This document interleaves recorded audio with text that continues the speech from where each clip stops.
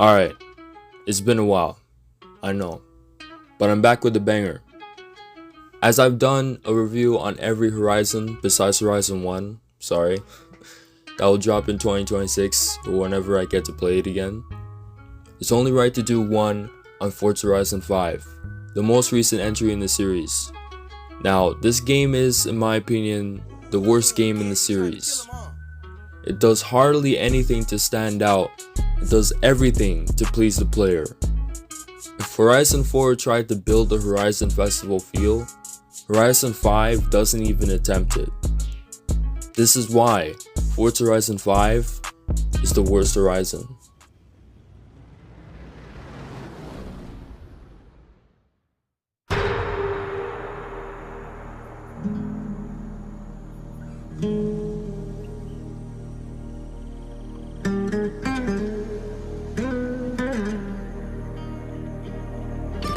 Home. The most beautiful place on earth. Where everyone is welcome. Together, we can explore the wonder and beauty of Mexico.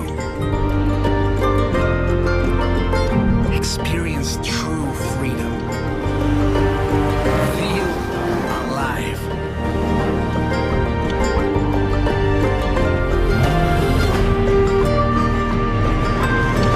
Let's go together as friends and family. You may ask, are we ready for what happens next? My friend, one thing I have learned chasing the horizon.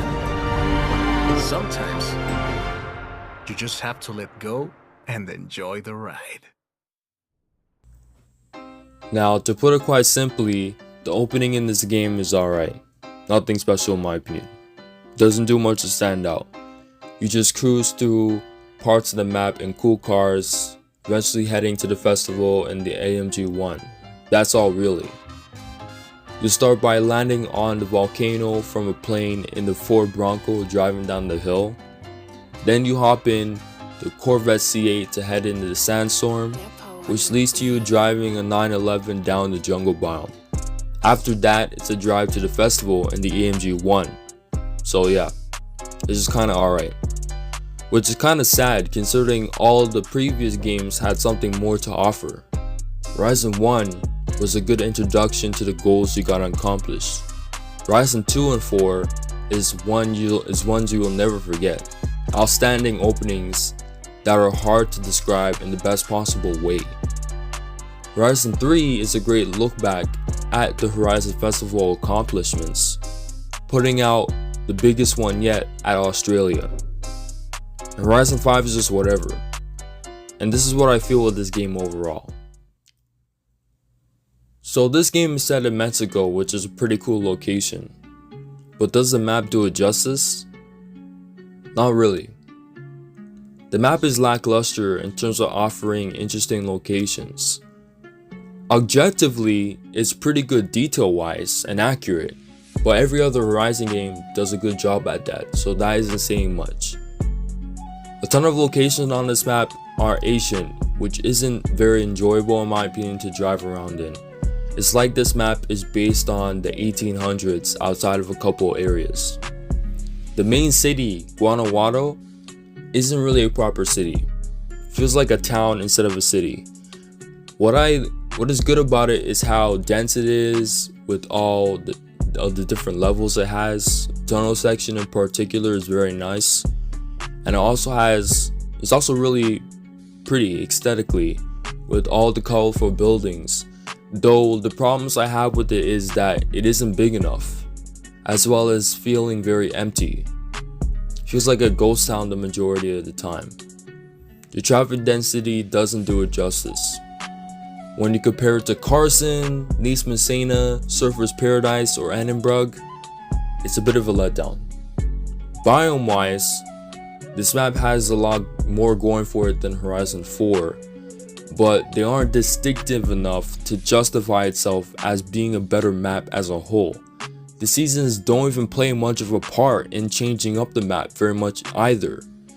Horizon 4, while not being a very good map, has a lot more to offer than this map in my opinion. So all in all, the Horizon 5 map is lacking in terms of interesting places and lacking in the amount of places overall. The vibe present in this game has a chill vibe with a bit of Mexican flair added to it. And while that sounds pretty good, it isn't really well executed. Since this map isn't all that interesting, it doesn't contrast well with the vibe at all. It feels kinda lifeless. The soundtrack as well doesn't do the map justice either. The main radio stations barely have any good songs, though there are a few alternative stations that have some bangers. Horizon Mixtape has songs from the previous games, so you know it's already good, as well as Horizon Retrowave that just dropped about 3 months ago. Overall though, the bass soundtrack and vibe is very stale, though the new radio stations slightly make up for the game's empty feeling. Alright, so the gameplay and progression is very one-sided towards the casual side of gamers, like Horizon 4. But what makes this one different? Well, after being a newcomer turned Horizon rosterer in the UK, you are now in Mexico as the Horizon boss. Yeah, you're the Horizon boss again.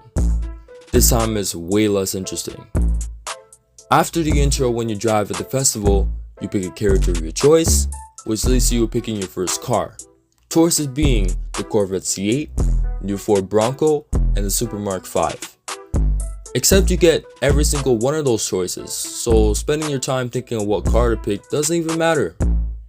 Anyways, your goal in this game is to get a ton of accolades, which is a new game mechanic where you do a series of one challenge or several to earn them. Like the influence and fans in Horizon 4 and 3, a milestone on how many accolades is set for you to work towards to unlock a new chapter. Unlocking new chapters will unlock new events, as well as the option to unlock a new festival or a major event for an ongoing festival. In this game there are a total of 5 festivals. The main Horizon Festival, Horizon Apex, Horizon Wilds, Horizon Baja, Horizon Rush, and Horizon Street Scene. The main festival offers general events, Horizon Wilds offers rally events, Horizon Baja offers cross-country events, Horizon Rush offers a wide selection of PR stunts, and Horizon Street Scene offers street race events. In terms of the selection of events, everything's about the same outside of a couple new additions. Expeditions are a new addition, where you're directed to do a couple tasks, kinda like Horizon Stories, as well as a Trailblazer PR stunts, which are PR stunts where you're directed to get to a location as soon as possible. The faster you get there, the more stars you get, max being 3 stars obviously. The accolades come in a wide selection of options for you to obtain.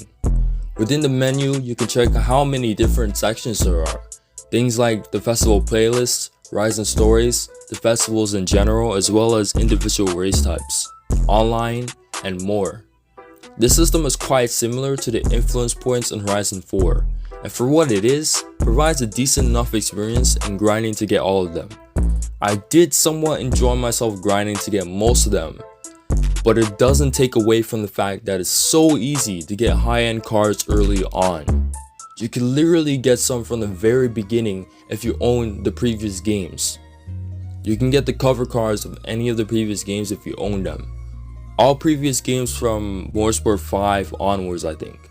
So if you own all those games, you can get the P1, the Huracan, the Ford GT, the Centenario, the 911 GT2 RS, and the Senna. Kinda insane, really. And remember, wheel spins, super wheel spins are here, as well as the gift drop where players can give any car to a random player. So you can take the progression you've been craving for and save it for Horizon 6, because it's definitely not in this game. I remember getting 2 OP Forza Edition cars from the beginning. The Pagani Huayra BC Forza Edition and the Cecil Elemental Forza Edition. Which the Cecil Elemental Forza Edition is one of the best cars in the game. So yeah, it's rough out here. Your main goal, or should I say the milestone you want to reach in all of this, is getting to the Horizon Hall of Fame. You do this by unlocking all festival points as well as getting 200,000 accolades. Once you get those things, that's practically it. No special cutscene, no final race you have to do, none of that. Just a lackluster cutscene telling you you made it, and the credits roll. I don't even know what to say anymore. Just so disappointing. I mean, not even letting us do the Goliath as the final race is just crazy to me. It's literally the perfect endgame race. What I would have done is have you complete all final races for each race type and then win the Goliath. But anyway, this progression system doesn't improve at all from Horizon 4, which wasn't good either. It literally is just a rehash of what we had previously, just done arguably worse. Which is the whole vibe you get from this whole game. All I hope for Horizon 6 is that they improve on this part. The online in this game is quite interesting. So the 75 player public type server thing is back from Horizon 4, as well as everything else. Open racing, open drifting, player on games, the festival playlists, and the eliminated return. But the ranked playlists aren't here, which is pretty sad because that was one of the best parts of Horizon 4's online. In terms of new additions, the event lab made its way into the game, where it's essentially a map creator. You could create custom races with many props, or even create custom places, custom games, you name it. There are many props available for you to make basically whatever you want, which is honestly the best part of the online experience in my opinion. There are a ton of great creations out there for you to check out by yourself or with friends. Now let's talk about the server experience. For me, I've had the worst experience trying to play with friends from hosting looking for group hosts. Now it's granted that I haven't tried this in a while, so the servers may have improved. Please let me know in the comments if they have, because whenever I did try, it was terrible. If Horizon 4 made me slow down playing with friends, this game made me stop completely. But how is the solo experience itself? When you're online by yourself, just cruising, well, it's quite boring. It's kinda tough finding people around the map, as you can only see who's around you close by. You can't see everyone across the entire map as you were able to in Horizon 4. In terms of the festival playlist, it's actually okay nowadays.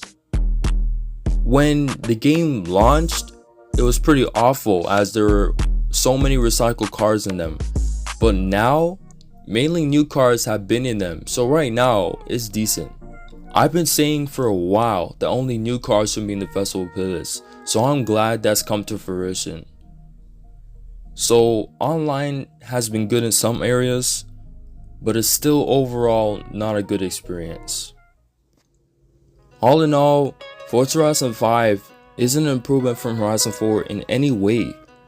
It takes the same concept of the progression that was seen in Horizon 4 but done worse, has a massive map with little to no interesting memorable locations, a poor soundtrack, a sauceless intro, and just more of what we already seen previously. Even though this game offers a ton of interesting cars, an amazing event lab, and a decent online racing experience, it lacks the charm the previous games had and doesn't do enough to differentiate itself from the previous games. When I hop back on the previous games, I play for the map, the soundtrack, and the overall experience. When I hop on this game, I play to get a recently added car to the festival playlist or to make new designs. That's all. I don't play for the experience, as it's been already done before. It's only more of the same. Anyways, that's all guys. Hope you guys enjoyed the video. Make sure to leave a like and subscribe if you would like to. More videos like this are coming. I will be soon doing reviews on the Need for Speed games that will be starting next year. I need to play a couple more Need for Speeds in order to do reviews on them, obviously.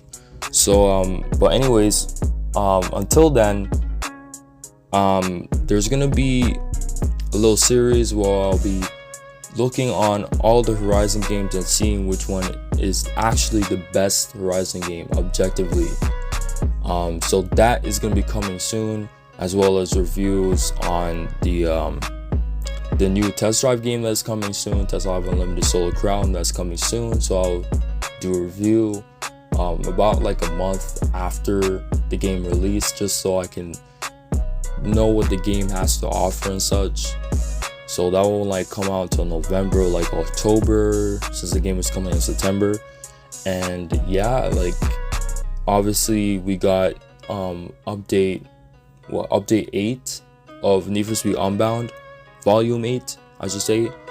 So yeah, obviously videos are going to be dropping on that, and that's about it. So thank you guys for watching. I'll catch you guys later.